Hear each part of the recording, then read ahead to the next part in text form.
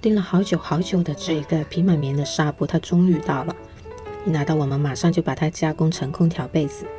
这个棉呢，就是我们做到里面夹层的棉花。买过我家冬天棉被的朋友们应该都知道了，我们家的棉被真的非常舒服，又轻又软。这一次的这几款纱布呢，它的品质也是非常的棒，手感特别好，很柔软的，而且它那个染色工艺是做得非常出色的，整个性价比就是非常高。